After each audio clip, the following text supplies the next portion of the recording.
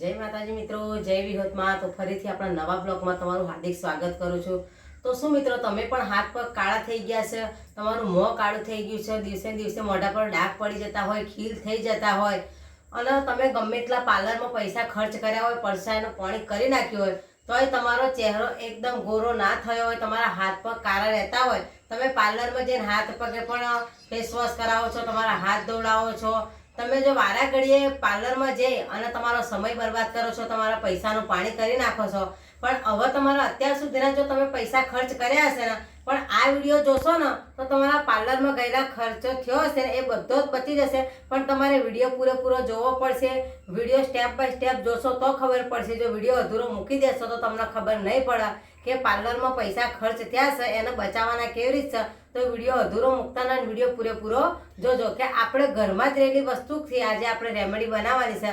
કે જો તમારા મોઢા પર ગમે એવા ખીલના ડાઘ થઈ ગયા હોય, કાળા ધબ્બા પડી ગયા હોય, ચહેરા પર કરચલી આવી ગઈ હોય, તમારા હાથે પગે પણ મેલ જોમી ગયો હોય, તમે ગમે એટલું ઠીકરું લગાવતા હોય તો તમારા હાથ પગ દોરા ના થતા હોય, તો આ રેમેડી તમે હાથે પગે લગાવી શકો છો, તમે મોઢા પર પણ લગાવી શકો છો. પણ 15 વર્ષથી ઉંમરના હોય ને એને જ ઇસ્તેમાલ કરવાનો છે. 15 વર્ષની નાની ઉંમરના ઇસ્તેમાલ નથી કરવાનો. તો ચાલો વિડીયોમાં બન્યા રહો. આપણે કેવી રીતે રેમેડી બનાવવાની છે ને કઈ કઈ વસ્તુથી બનાવવાની છે એ પણ હું તમને વિડીયોમાં બતાવી દઉં.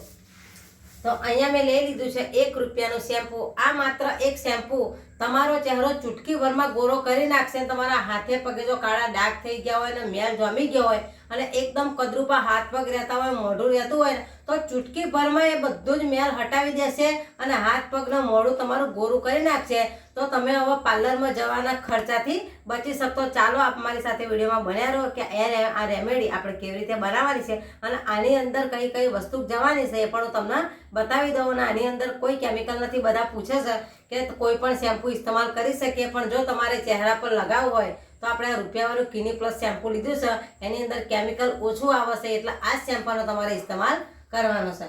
તો અહીંયા આપણે એક આવો કટોરો લઈ લીધો છે, એની અંદર આપણે આ લીધેલું શેમ્પુ છે ને આવી રીતે નાખી દેવાનું છે. તમારે 1 રૂપિયાનું આ શેમ્પુ લેવાનું છે અને આ શેમ્પૂને આપણે બરાબર હલાવી દેવાનું છે. કે આ શેમ્પુ તમારા ચહેરા પર તમે લગાવશો ને તો પણ કંઈ નુકસાન નહીં થાય અને મસ્ત તમારા ચહેરા પર ગમે એવા ખીલના ડાઘા રહી ગયા હોય, કાળા ડાઘ રહી ગયા હોય, જો કાળા ડાઘ હોય ને તો બેનો શું કરે છે, ભાઈ હોય કે બેન હોય કે પેલી ટૂપ લાવે છે ને એ લગાવી દે ચહેરા પર, એટલે એનાથી તમારી સ્કિનની ચોમડી ભરી જાય ને એટલે તમને એવું લાગે કે મારો ચહેરો એકદમ ઉજળો થઈ ગયો, કાળા ડાઘા જતા રહે. જેવી તમે ટૂપ લગાવવાનું બંધ કરી દેશો એટલે હતા એવા તમારા ચહેરા પર કાળા ડાઘા આવી જાય. પણ આ રેમેડીનો ઇસ્તેમાલ તમે કરશો ને તો તમારે એવું નહીં કે આને લગાવશો તો રહેશે, નહીં લગાવો તો નહીં રહે. આનો 1 કે 2 જ વાર ઇસ્તેમાલ કરશો તો ગમે એવા કાળા ડાઘા હશે ને એનાથી તમને છુટકારો મળી જશે. તો આપણે શેમ્પુ લઈ લીધું છે ને એની અંદર કઈ વસ્તુ નાખવાની છે એ પણ હું તમને બતાવી દઉં. તો અહીંયા મેં લઈ લીધી છે હળદર. આ હળદર આપણે ઘરમાં વાપરીએ ને એ જ લીધી છે, તો તમારે વધારે નથી લેવાની. આવી રીતે ચૂટકી ભર આટલી હળદર લઈ લેવાની છે અને આ હળદર તમારા ચહેરા પર ગમે એવો મેલ હશે ને એના પણ હટાવી દેશે. તો આપણે આની ચૂટકી ભર હળદર નાખી દીધી છે અને શેમ્પાની અંદર આપણે ફરીથી આવી રીતે મિક્સ કરી દેવાનું છે. જોઈ લો, શેમ્પુ અને આપણે જે હળદર નાખી છે ને એને બરાબર મિક્સ કરી દેવાનું, એટલે શેમ્પાનો અને હળદરનો એક મિશ્રણ થઈ જાય ને બેનો એક રસ થઈ જાય ને એટલે મસ્ત રેમેડી બની જાય. તો આપણે બેને ભેગું કરી દીધું છે. હવે આની અંદર કઈ વસ્તુ નાખવાની છે એ પણ હું તમને કહી દઉં. તો આવી રીતે તમારે બેને ચમચીની મદદથી બરાબર મિક્સ કરી લેવાનું છે એટલે બે વસ્તુ એક થઈ જાય. તો જોઈ આપણે એને મિક્સ કરી લીધું છે. હવે તમારે શું નાખવાનું છે એ પણ હું તમને વિડીયોમાં બતાવી દઉં. આની અંદર કોઈ કેમિકલ નથી. આ બધી જ વસ્તુ તમને ઘરમાં મળશે અને 1 પણ રૂપિયાના ખર્ચા વગર આજે આ રેમેડી મસ્ત બનીને તૈયાર થઈ જવાની છે. તો આપણે સરસ બેને મિક્સ કરી દીધું છે. હવે આની અંદર શું નાખવાનું છે, કોલગેટ. તમારી કને કોઈ પણ કોલગેટ હોય એનો ઇસ્તેમાલ તમે કરી શકો છો. તો આપણે વધારે માત્રામાં નથી લેવાનું. આટલી આપણે કોલગેટ લઈ લેવાની છે, એને પણ અંદર નાખી દેવાની છે અને ત્રણેય વસ્તુને ફરીથી આપણે આવી રીતે મિક્સ કરી લેવાની છે. જે આપણે કોલગેટ નાખી છે એ પણ હળદરમાં શેમ્પામાં મિક્સ થઈ જાય એ રીતે આપણે સરસ રીતે મિક્સ કરી લેવાનું છે. તો આપણે બધાને આવી રીતે મિક્સ કરી દઈશું અને આને કેવી રીતે લગાવવાનું છે એ પણ હું તમને બતાવી દઉં અને આને કેટલા ટાઈમ રાખવાનો છે, કેટલા વાર ઇસ્તેમાલ કરવાનો છે એ પણ હું તમને બતાવી દઉં. તો આપણે સરસ ત્રણેય વસ્તુને એવી મિક્સ કરી લીધી છે. તમે જોઈ લો, જાણે એક ટૂપ હોય ને એવો મસ્ત નાનો પેસ્ટ બની ગયો છે. અને આને તમારે આ મિક્સ કરતું જવાનું છે. મિક્સ કરશો એટલે ત્રણેય વસ્તુ એકબીજાના ગુણ એકબીજા સાથે મળી જશે એટલે ત્રણ વસ્તુ મિક્સ થઈ જશે એટલે મસ્ત તમારો પેસ્ટ બનીને રેડી થઈ જશે. તો આપણે ત્રણેય વસ્તુને મિક્સ કરી લીધી છે. અને હવે તમારે શું કરવાનું છે જોઈ લો. અહીંયા મારો હાથ એકદમ કાળો થઈ ગયો છે. અને અહીંયા જો ચહેરા પર તમારે આવી રીતે કાળા ડાઘા રહેતા હોય અને ખીલના ડાઘા રહેતા હોય અને બેનો ડિલિવરી પર હોય અને જો તમારા મોઢા પર કાળા ડાઘ રહી ગયા હોય ને એની છાપ રહી ગઈ હોય તો આ રેમેડી તમે ઇસ્તેમાલ કરી શકો છો. અને કેવી રીતે કરવાની છે એ પણ હું તમને બતાવી દઉં છું.